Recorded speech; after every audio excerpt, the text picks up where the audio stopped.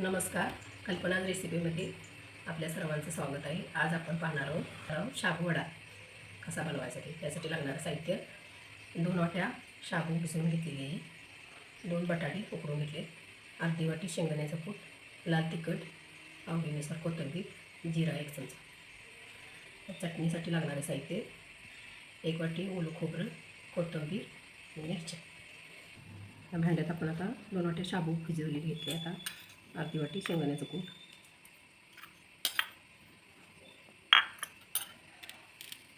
जिरे,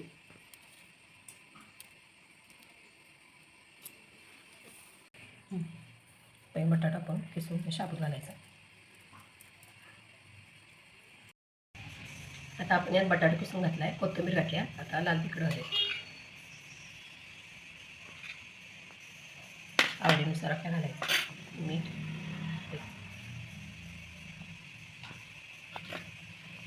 घालून घे. आता आपण हा गोळा घेतला आहे, त्याचा आपण आता वडा छानपैकी थापून घे.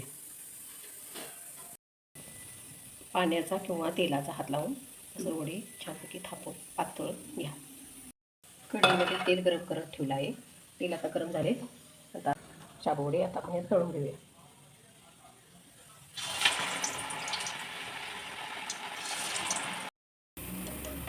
अशा पद्धतीने शाबू वडे भाजले आहेत. आता आपण ते काढून घेऊ.